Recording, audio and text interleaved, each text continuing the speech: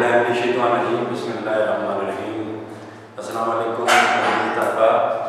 अभी मेरा दूसरा जो है लेक्चर शुरू हुआ चाहता है। आपका बहुत शुक्रिया। मुझे उम्मीद है कि आप दिलचस्पी के साथ अगर लेक्चर में कोई कमी भी हुई, क्योंकि परफेक्ट अल्लाह ताला की ज़ात इंसान मुकम्मल नहीं है, तो आप जो है दिलचस्पी से सुनेंगे और सीखने की कोशिश करेंगे। अभी हमारी बहुत सी कई तालिब इल्म और कई तलबा जो हैं वो एम.ए. उर्दू में दाखिला ले चुके हैं और बड़े फ़ख्र के साथ दाखिला ले चुके हैं, क्योंकि ये हमारी कौमी ज़बान है और गारंटी की बात नहीं है कि इंग्लिश ही किसी को कामयाबी के रास्ते पर लेकर आएगी या वो सर्टिफिकेट है या सनद नहीं है। ये भी हमारा सब्जेक्ट है, हमारी कौमी ज़बान है। और दुनिया की तरक्की याफ्ता कौमें वो हैं जिन्होंने अपनी कौमी ज़बान में पढ़ा और अपनी कौमी ज़बान में सीखा। दुनिया की तकरीबन तरक्की याफ्ता कौमें जो हैं वो अपनी जो प्राइमरी तालीम है वो अपनी मदर लैंग्वेज में हासिल करती हैं, मेरी मालूमात के मुताबिक, और बकिया जो अपनी तालीम है वो अपनी कौमी ज़बान में हासिल करती हैं। लिहाजा अपनी कौमी ज़बान को ज़रूर तरक्की देनी चाहिए और ये हमारी पहचान है, हम इसकी पहचान है। तो बाकी जो बातें हैं नावल के बारे में जो रह गई थी वो मैं इस लेक्चर में आपको बताऊँगा। नावल के मुताबिक हेडिंग है मज़ीद मालूमात। पॉइंट, दुनिया भर में अदब की जिस सिर्फ को पसंद किया जाता है, यानी पूरी दुनिया में अदब की जिस किस्म को, लिटरेचर की जिस किस्म को पसंद किया जाता है वो नावल है। एक औरत एक अदीब के पास गई, अजीज तलबा, कि मैं चाहती हूँ मेरा बेटा बड़ा आदमी बने। तो उस अदीब ने कहा कि उसे क्यों नावल पढ़ा करे। फिर उसने कहा कि मैं चाहती हूँ कि वो सबसे बड़ा आदमी बने। तो उसने कहा उसे को नावल पढ़ा करे। दुनिया का पहला नावल दास्तान गेजी है, जो जापानी नावल ने कहा खतून जो है मुरासा शिकेबो ने लिखा। ये पॉइंट। नेक्स्ट पॉइंट, नावल हमारी ज़िंदगी की तफसीर है, यानी नावल हमारी ज़िंदगी की तशरीह करता है। कलाम के तफसीर का लफ्ज़ जो है ये कुरान मजीद के लिए इस्तेमाल होता है और ये मुफस्सर से निकला है। मुफस्सर से लफ्ज़ बने तफसीर, तो मुफस्सर का मतलब है खोल कर बयान करना। यानी ये नावल जो है हमारी ज़िंदगी को, इंसानी ज़िंदगी को खोल कर बयान करता है, पूरी बयान करता है, उसकी पेचीदगियाँ बयान करता है, उसकी कामयाबियाँ बयान करता है, उसकी मुश्किलात बयान करता है। और उसमें के अंदर जो है जब इंसान हर चीज़ में मुश्किल पेश होती है, क्योंकि किसी भी चीज़ की उसकी बुनियाद में तजारत है या कोई भी पेशा है, आप आर्मी में जाते हैं ट्रेनिंग करने के लिए, कितनी मुश्किल होती है आपकी ट्रेनिंग 2 साल का पूल अकेडमी में, PMA में, पाकिस्तान मिलिट्री अकेडमी में। जैसे कोई बिजनेस का स्टार्ट करता है, कोई भी काम सीखता है तो उसके इंतजार में मुश्किलात पेश आती हैं। इस तरह कहते हैं कि life is not made of roses, ज़िंदगी फूलों की सैर नहीं है। इसमें जो मुश्किलात पेश आती हैं, जब इन मुश्किलात को झील कर उनका मुकाबला करके इंसान अपनी मंजिल की तरफ बढ़ता है तो वो जो सुकून मिलता है उस कामयाबी हासिल करने के बाद, मुश्किलात के बाद, तो कुरान मजीद की एक आयत है कि मुश्किल के बाद आसानी भी आती है। तो ज़रूर जो है उस मुश्किल का रिजल्ट अल्लाह ताला की ज़ात देती है, उस मेहनत का अल्लाह ताला की ज़ात देती है। लिहाजा ज़िंदगी को खोल कर बयान करना इसका मतलब है, यानी उसकी सारी तमाम तरह हकीकत किस तरह इंसान कामयाबी की तरफ जाता है, किस तरह नाकामी उसका मुकदर बनती है, उसकी तफसीर है। नावल अंग्रेजी ज़बान की तरह है, यानी नावल अंग्रेजी ज़बान से उर्दू में आया। हमने अंग्रेज़ों से नावल जो है उनके अंग्रेज़ों के नावल से जो है हम आगे बढ़े और अंग्रेजी ज़बान से हमारे पास नावल पहुँचा। और फिर अंग्रेज़ों के साथ ही जो है नावल हिंदुस्तान में आया और इसने 19वीं सदी में हिंदुस्तान में फ़रोग़ पाया और फिर इसने 19वीं सदी में हिंदुस्तान में तरक्की हासिल की। नावल के अलावा तमाम इस्नाफ़ अदब में इंसान भरपूर अंदाज में जज्बागज़ नहीं होता। नावल एक ऐसी इस्नाफ़ अदब है जिसमें इंसान पूरी तरह जो है नज़र आ रहा होता है, यानी उसकी मुकम्मल लाइफ की तफसीर या तशरीह अगर बयान करनी जाए किसी इंसान की तो वो नावल के अंदर ही बयान होती है। जिस तरह मसनवी एक शायरी के एक किस्म है, सिन्फ़ है, तो उसके अंदर जो है कोई किस्सा कहानी, कोई दास्तान या मुकम्मल चीज़ जो है तवील तरीन चीज़ लिखी जा सकती है। किताब के अंदर नहीं लिखी जा सकती, रवाई के अंदर नहीं लिखी जा सकती, नज़म के अंदर नहीं लिखी जा सकती, और किसी नज़म के अंदर। ये नज़म की एक किस्म है मसनवी, इसके अंदर लिखी जाती है। इसी तरह नावल इंसानी ज़िंदगी के, इस नावल के अंदर इंसान पूरी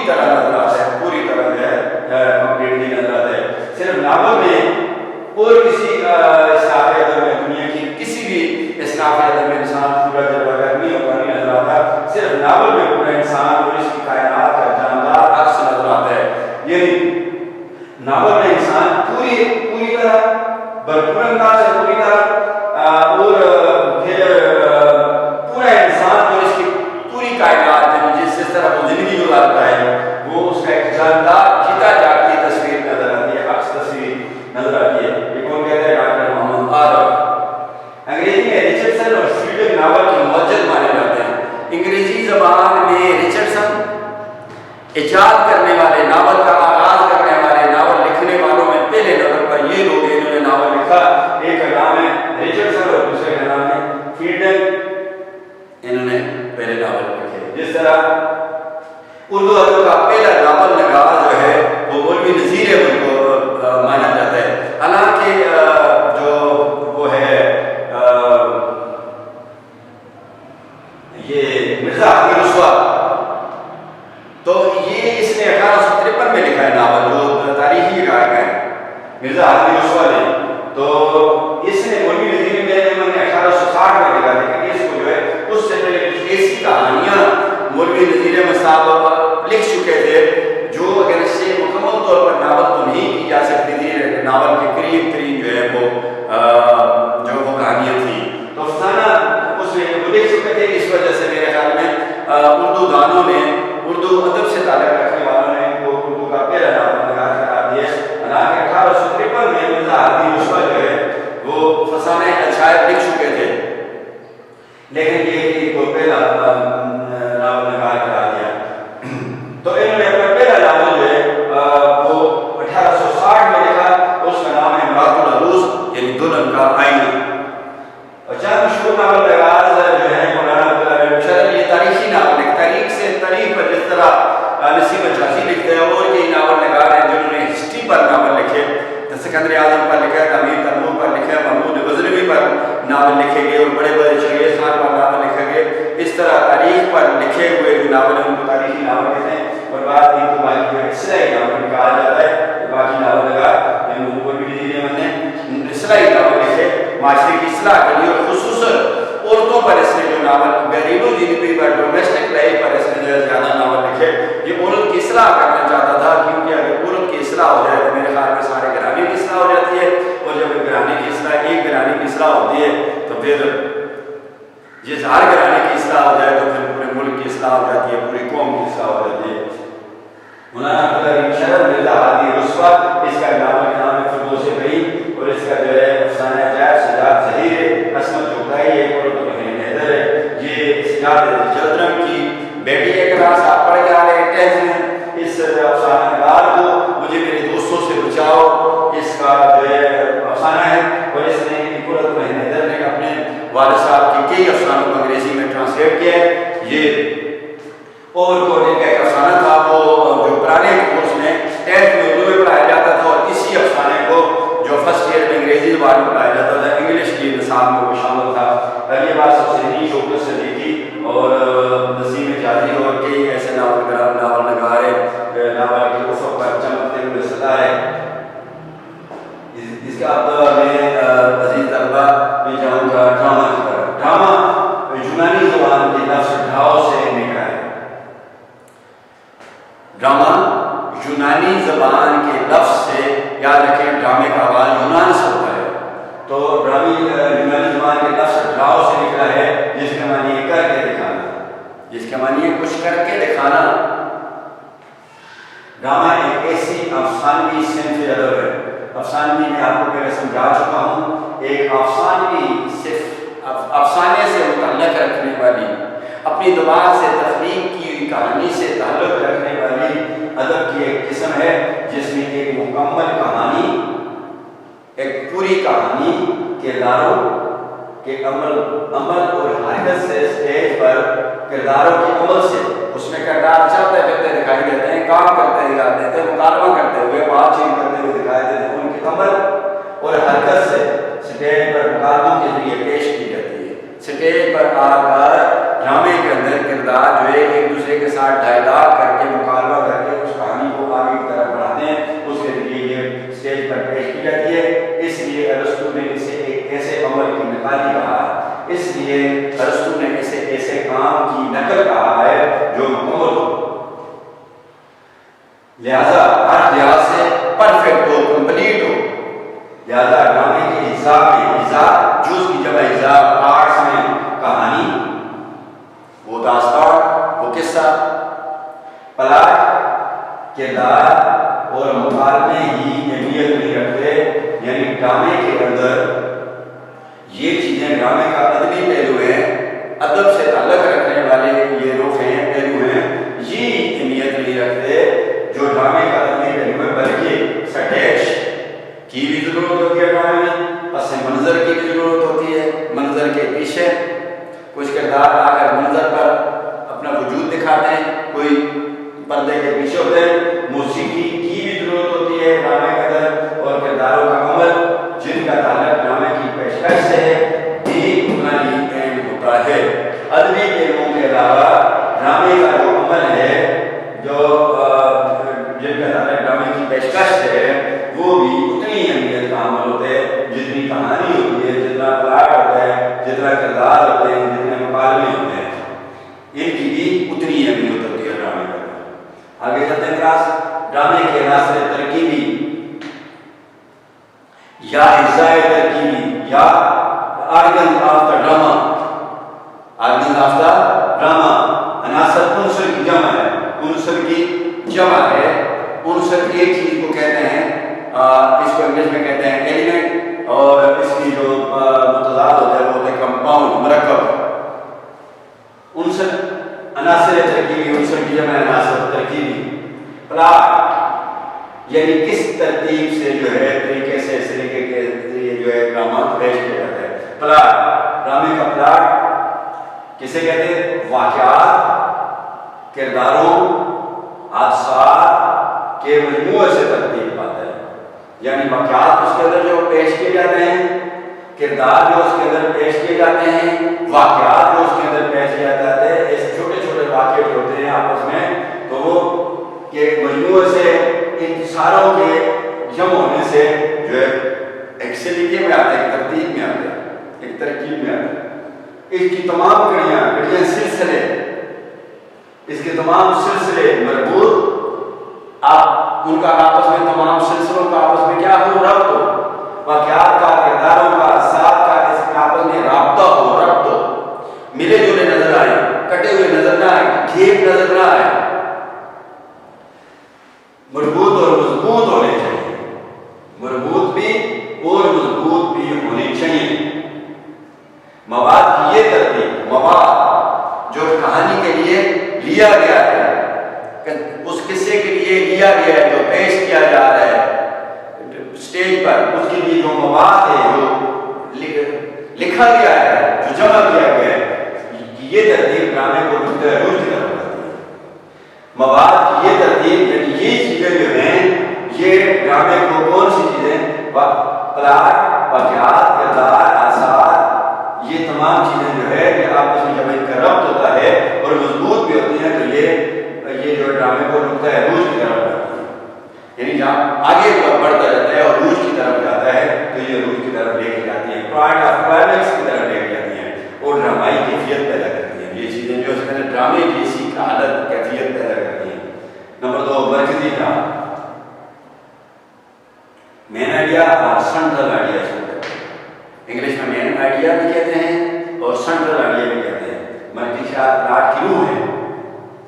جس طرح انسانی جسم کے لیے روح جو ہے انتہائی اہمیت کا عمل ہے اور اصل انسان ہی روح ہے، باقی تو ہڈیوں کا اور گوشت پوش کا ایک لوتھڑا ہے یا ڈھانچہ آپ کہہ سکتے ہیں. اصل چیز جو ہے وہ روح ہے، یعنی انتہائی اہمیت کا عمل ہے مرکزی خیال. وہ خیال جس پر کہانی لکھی جاتی ہے اسے اس کا مرکزی خیال کہتے ہیں، اور جس پر اس کا دار و مدار ہوتا ہے، جس پر وہ ڈیپینڈ کرتا ہے ڈرامہ، وہ اس کا مرکزی خیال ہوتا ہے. مرکزی خیال کی اہمیت ہی ڈرامے کو دلچسپی اور افادیت سے کامیاب کراتی ہے. یعنی جس مقصد کے لیے ڈرامہ لکھا گیا ہے، مرکزی خیال جو ہے اس کو مکمل کرتا ہے، وہ کامیابی کی طرف لے کے جاتا ہے. نمبر 3، تصادم یا کشمکش. تصادم یا کشمکش. تصادم آپس میں ٹکرانا یا کشمکش، ٹکرانے سے پہلے جو کشمکش جاری رہتی ہے، یعنی اس کو کشمکش بھی کہا جا سکتا ہے اور تصادم بھی کہا جا سکتا ہے. یہ ڈرامے کے لیے بنیادی چیز ہے. یہ ڈرامے کے لیے کیا چیز ہے؟ بنیادی چیز ہے، بیسک چیز ہے. کبھی یہ کشمکش دو افراد، کبھی دو افراد کے درمیان میوچل انڈرسٹینڈنگ نہیں ہوتی، متضاد سوچ ہوتی ہے. ایک آسمان کی بات کرتا ہے، دوسرا زمین کی بات کرتا ہے. ایک جمہوریت کی بات کرتا ہے، دوسرا معاشرہ کی بات کرتا ہے. سوچ میں تضاد ہوتا ہے. کبھی نیکی اور بدی کے درمیان ایک لڑائی ہوتی ہے، ایک جنگ ہوتی ہے، ایک کشمکش ہوتی ہے. بدی اپنی اہمیت کا احساس دلاتی ہے اور نیکی کہتی ہے کہ نہیں، دنیا کی کامیابی کا اعتقاد میرے اندر پوشیدہ ہے. بدی کہتی ہے نہیں، میرے اندر پوشیدہ ہے. کبھی زندگی اور فطرت کے درمیان، نیچر اور زندگی کے درمیان کشمکش نظر آتی ہے، تضاد نظر آتا ہے. یا دو متضاد جذبات یا دو الگ الگ نظریات رکھنے والے انسان، الگ الگ سوچ رکھنے والے انسان کا آغاز اور اس کا خاتمہ، اور ان چیزوں کے جذبات کا آغاز اور انہی چیزوں کا جو آپس میں جو کشمکش ہے وہ ان کی انہی جذبات کا خاتمہ جو ہے وہ ڈرامے کا ایک طرح سے ڈرامہ اینڈ تک ہوتا ہے. انہی نقطۂ عروج، پوائنٹ آف کلائمیکس. ڈرامہ تسلسل کے ساتھ راستے کی رکاوٹوں کو دور کر کے، ڈرامہ ریگولیٹی کے ساتھ، سلسلہ وار ترتیب کے ساتھ راستے کی رکاوٹوں کو دور کر کے، یعنی اپنی منزل کی طرف بڑھتا ہوا دلچسپ انداز میں ترقی پر پہنچتا ہے. بہت ہی خوبصورت انداز میں اپنی منطقی انجام تک پہنچتا ہے. جو رائٹر جو ہے، جو جس مقصد کے لیے لکھا جاتا ہے اس کی طرف چلتا ہے. واقعات و حالات سے پیدا شدہ پیچیدگیاں اپنی انتہا کو پوری کی ہیں. یہ نقطہ ہے. یعنی جو حالات ڈرامے کے اندر پیدا ہوتے ہیں، ان حالات و واقعات کی وجہ سے پیچیدگی پیدا ہوتی ہے، مشکلات پیدا ہو جاتی ہے، لڑائی کی طرف چلی جاتی ہے، یعنی سوچ کا آپس میں ٹکراؤ ہوتا ہے. تو یہ پیچیدگیاں جو ہوتی ہیں، یہ مشکلات جو ڈرامے کے اندر کرداروں کے درمیان جو بنتی جاتی ہیں اور تنازعات جو ہیں بڑھتے جاتے ہیں، اس کو کیا کہتے ہیں؟ نقطۂ عروج، اور انگریزی میں اس کو کہتے ہیں پوائنٹ آف کلائمیکس. اس بعد اگلی بات جو ہے کلاس وہ ہے انجام. اگر کیا ہے انجام؟ یعنی انجام کیا ہوتا ہے؟ جب ڈرامہ عروج پر پہنچتا ہے تو اس کا انجام کیا ہوتا ہے؟ نقطۂ عروج کے بعد کیا چیز آ جاتی ہے؟ انجام آ جاتا ہے. اگر نقطۂ عروج کامیاب ہے تو نقطۂ انجام بھی کامیاب ہوگا. نقطۂ عروج اگر کامیاب گیا تو اس کہانی کا انجام بھی کامیاب ہوگا، اور کہانی جو ہے جس مقصد کے لیے لکھی گئی اس مقصد کو لوگوں کے دلوں میں اتار کر ختم ہوگی. تو اس کو کہانی جب اینڈ پر پہنچتی ہے تو اس کو اس کا انجام کہتے ہیں. تو بعض ڈرامہ جو ہے اس پر ڈرامے کی دو اقسام ہیں. اگلے لیکچر میں میں کہوں گا، ایک ہوتا ہے تربیہ اور ایک ہوتا ہے علمیہ، جہاں پر آخر میں جا کر جو ہے وہ ہیرو کی موت ہو جاتی ہے تو اس ڈرامے کو کہتے ہیں علمیہ.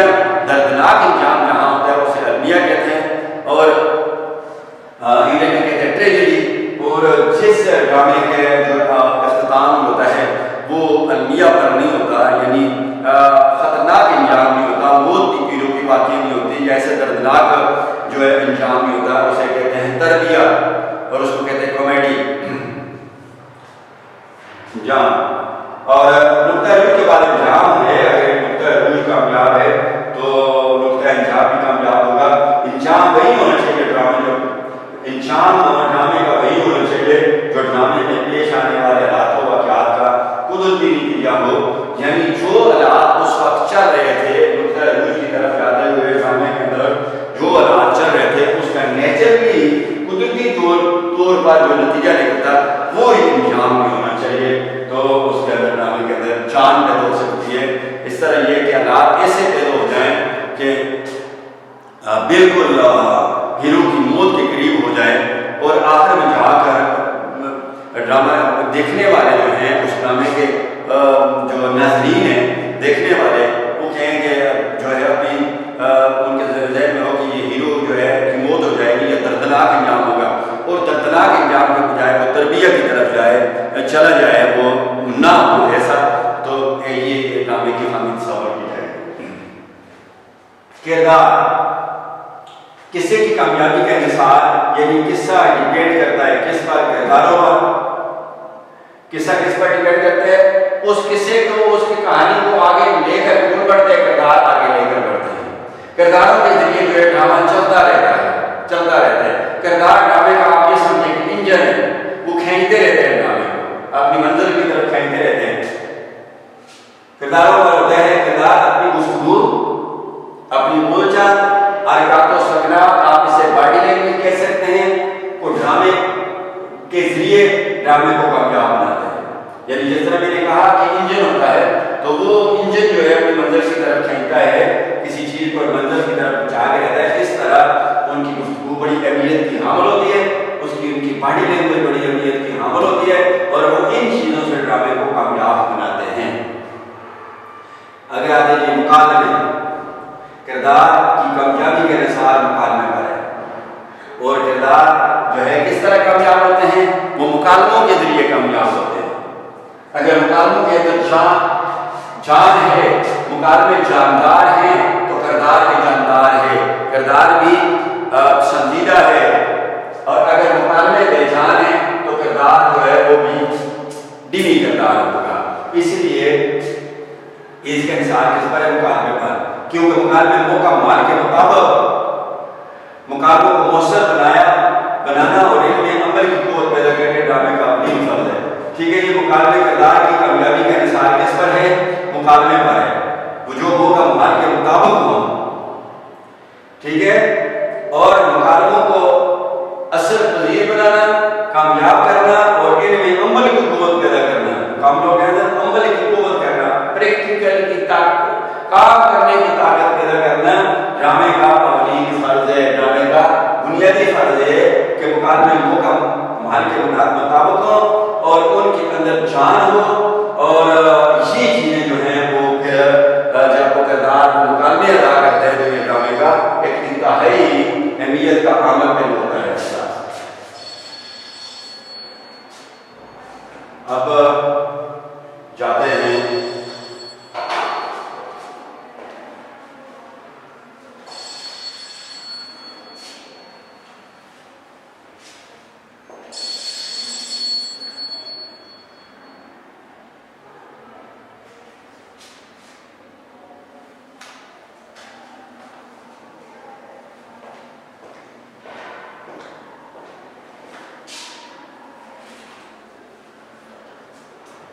ابھی جانے کلاس یہ طلبہ ابھی جانے آپ کے کورس میں جو ڈرامہ ہے، 2 ڈرامے آپ کے کورس میں شامل تھے، ایک ڈرامے کو نکال دیا گیا ہے اور ایک ڈرامہ جو ہے کورس میں اس طرح اس کو رکھا گیا ہے۔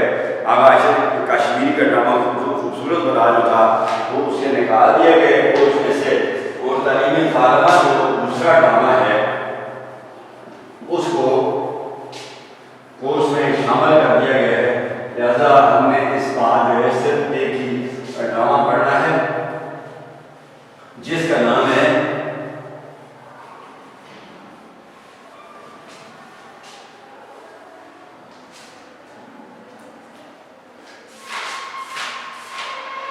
تعلیم پاکانہ، اور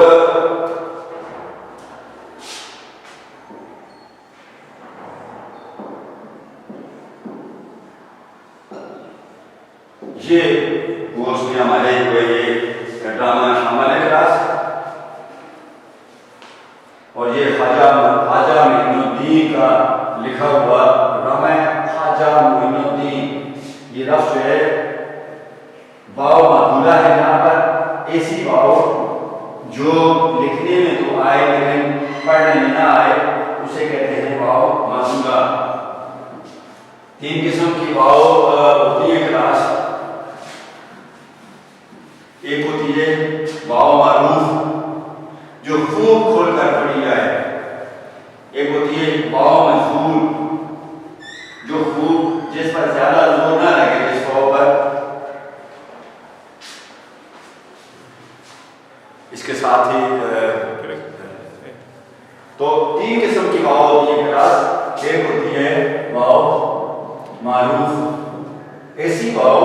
جس پر خوب زور لگے، اچھی طرح اس پر جو ہے پریشر پڑے، زور لگے، یعنی خوب واضح شکل واو کی نظر آئے، آواز آئے، جیسے حضور، دور، پرنور، یہ جو واو ہیں، تین واو میں نے یہ واو اس پر زور لگتا ہے، خوب اچھی طرح پتہ چلتا ہے کہ لفظ کے اندر واو ہے۔ ایک واو جو ہوتی ہے وہ ہوتی ہے مجہول، اس مجہول کا مطلب یہ ہوتا ہے نامعلوم، ایسی واو جس پر زور نہ لگے، پتہ نہ چلے یہ واو، لیکن انور اتنا زور نہیں لگتا واو پر، سرور، تاجور، اس طرح واو میں اتنا زور نہیں لگتا۔ اور جو تیسری واو جو آپ کو میں نے بتانی ہے، اس واو کو کہتے ہیں معقولہ، یعنی ایسی واو جو لکھنے میں تو آئے لیکن پڑھنے میں نہ آئے۔ لہذا رائٹر کا نام ہے خواجہ معین الدین، یہ خواجہ نہیں پڑھا جائے گا، یہ خواجہ پڑھا جائے گا، کیونکہ یہ واو معقول ہے جو لکھنے میں آتی ہے اور پڑھنے میں نہیں آتی۔ تو خواجہ معین الدین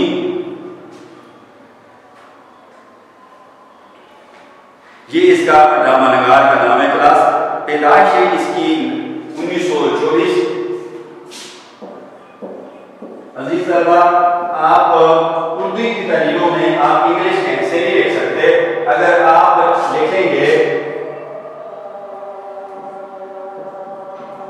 اردو کی تحریروں میں، اردو مضمون میں، اپنے پیپر میں یا ٹیسٹ میں اگر آپ لکھیں گے، یہ تحریر لکھیں گے 1/12/2020، تو یہ آپ کی جو ڈیٹ ہے یہ غلط قرار پائے گی۔ اگر آپ اس کے بجائے یہ لکھیں گے دسمبر 2020، ادھر کاموں ہوتا ہے، ادھر کچھ بھی نہیں ہوتا، ایک کے بعد کچھ بھی ہوتا ہے، دسمبر کے بعد کاموں ہوتا ہے۔ اگر آپ یہ تحریر لکھیں گے تو آپ کی یہ تحریر جو ہے یہ درست جو ہے تسلیم کی جائے گی۔ اس لیے دیکھیں جو ادیب ہے اس کی تحریر پیدائش اپنی کتاب میں نہیں دیکھیں، 1924 اردو کے ہندسوں میں لکھی گئی ہے۔ یہ سن کا نشان ہوتا ہے، یہ نیچے یہ سن کو شو کرتا ہے، اور یہ کون سی سن ہے؟ یہ حمزہ جو ہے یہ سن عیسوی کو شروع کرتا ہے۔ دنیا کا یونان کا بنایا وہ کیلنڈر جو دنیا کے 80% ممالک میں رائج ہے، اور یہ کیلنڈر جو ہے حضرت عیسیٰ علیہ السلام کی پیدائش سے شروع ہوتا ہے۔ اس کے علاوہ جس دوسرے کیلنڈر سے ہمارا واسطہ پڑتا ہے، لیکن ہمیں وہ آتا ہے کہ یہ ہم سیکھنے کی کوشش کرتے ہیں، وہ سن ہجری ہوتا ہے، جو نبی کریم صلی اللہ علیہ وسلم کی مکہ سے مدینہ کی طرف جو ہجرت ہوئی، تو یہ ایک مشہور واقعہ تھا، اس سے شروع کیا گیا یہ کیلنڈر، اس کو سن ہجری کہتے ہیں۔ اور ایک اور کیلنڈر ہوتا ہے کلاس عزیز اللہ، اس کو کہتے ہیں، اس کے آگے لکھا ہوتا ہے دے بکروی کیلنڈر۔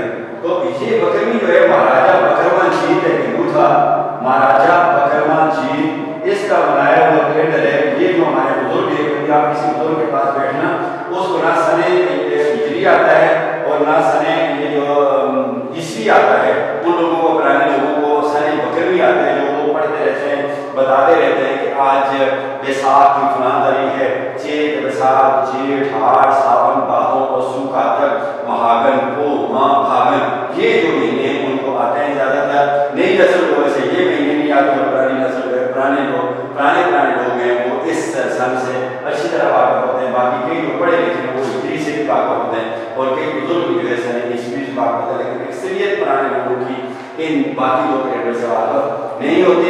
لہٰذا ان کی تاریخ پیدائش جو ہے اس ادیب کی 1924 ہے، اور اس کی تاریخ وفات جو ہے یہ ہے 1971۔